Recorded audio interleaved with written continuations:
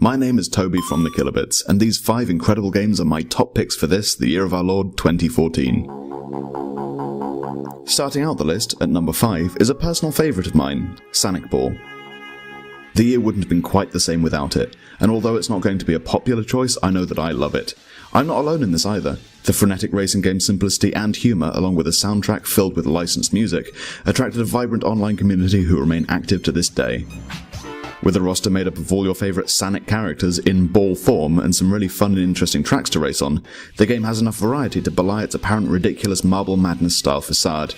The only downside here is the sheer number of memes that you have to sit through to enjoy it, although these do add to the game's charm in an odd, self-aware kind of way. I look forward to what the game's creator will do next. While the game itself may have been cancelled, Sonic Ball has been ported to Android and remains a brilliant experience online. The gameplay is simple and easy to pick up, but the game itself just feels so damn good. Congratulations, Internet, you win again. When I first started playing Skylanders Trap Team, I didn't expect to enjoy it. I thought it would be a shallow, cash-grabbing game filled with peripheral garbage and underwhelming gameplay. I could not have been more wrong.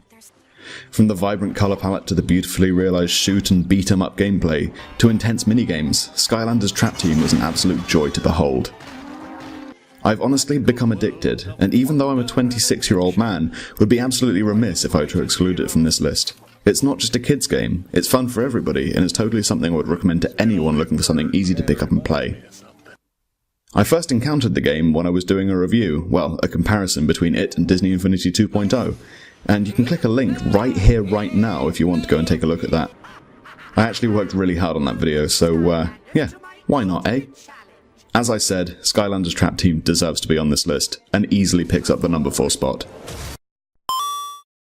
As I said, I'm a 26-year-old man, so the original Wolfenstein 3D was a little before my time. However, its sequels, especially Return to Castle Wolfenstein, were some of my favourite FPS games.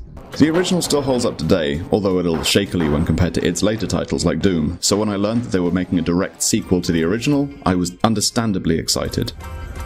Unlike Bethesda's other published FPS games, Brink and Rage, Wolfenstein is a charmingly violent little romp through an alternate history 1960s, where the Nazis won World War II.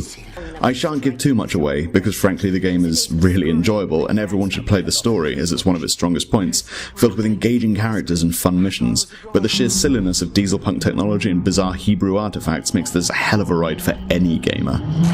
The gameplay feels tight and heavy, with a really satisfying sort of gleam to everything.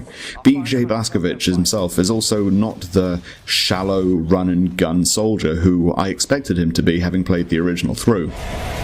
It's just really, really, really good.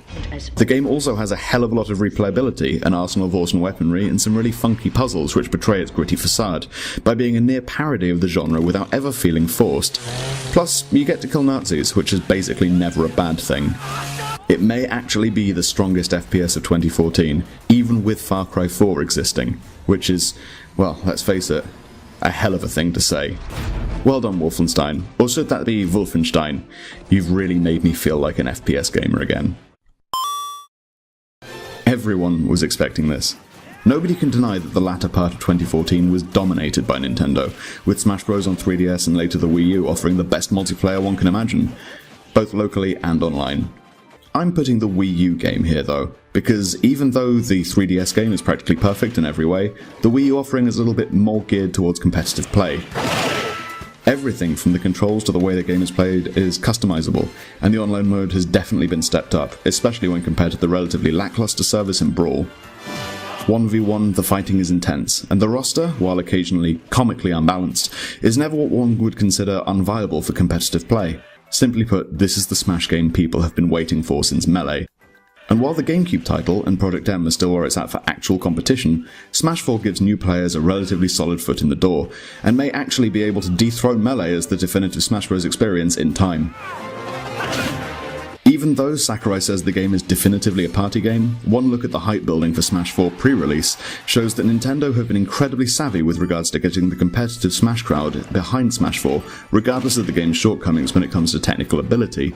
It's a game for everyone, regardless of your skill, fun for all ages, and engaging for the highly skilled. Smash 4 is a hell of a game. Yeah, you all saw this coming. Dark Souls 2 is my personal favourite game of the year, and while maybe not as good as the original or as spooky as Demon's Souls, Dark Souls 2 still manages to capture the feeling of mysterious adventure and camaraderie that make the Souls games so incredible. Even without Hidetaka Miyazaki at the helm, DAS 2 is an incredible game, only built upon by some incredibly strong DLC. The areas may not intertwine in the same Metrovania style as the original, but the world of Drangleic is vastly larger than Lordran, even if the detail isn't quite there in places. Simply put, it's stunning, and whether you're battling familiar foes in the Cathedral of Blue, or fighting through legions of new enemies, the game is sure to engage old fans with its comfortable difficulty curve and inspired design, as well as new fans by being just a tad more accessible. I'm not gonna lie, I am a Dark Souls fanboy. Long-time viewers of the Kilobits will know this by now, and I'm sure you'll forgive me for putting this at the head of my list. There's just so much to do and so much to see, that it's pretty much inevitable that I was going to love this. I'll never forget the first time I saw Castle Drangleic, or how punished I felt when exploring the DLC areas. And for me, the sheer sadism present here puts it leagues ahead of the other offerings in the action RPG genre this year. Dark Souls 2 reminded me of why I love Dark Souls, and that's probably why I enjoyed it so much. The PvP has been improved out of all recognition, servers are better, and the Covenants make a lot more sense this time round. The lore behind Drangleic is also heavily intriguing, with laws as to the kingdom's history deftly hidden away in item descriptions and character dialogue, and while fans can pretty much guarantee that Drangleic is built on the ruins of Vinheim, there's a lot of speculation as to why the cyclical nature of time has led us here, and why the curse of the undead still lingers in this land. I guess that's why I love it so much. Once again, there's just so much to see. And if this video has piqued your interest, then hell, why not go check out my giant Let's Play of the game, if you fancy. You'll get to see me die a lot, which I understand is actually quite entertaining, in a bizarre kind of way. Anyway, that's my top 5 for 2014. I really hope that you've enjoyed this list, and if you agree or disagree, then please, I implore you, like the video, leave a comment below. The community is what helps keep the Kilobits alive, and you can find it on both Twitter at @thekilobits and on Facebook at facebook.com/thekilobits. Right, I'm off. Thank you very much for watching once again, and goodbye!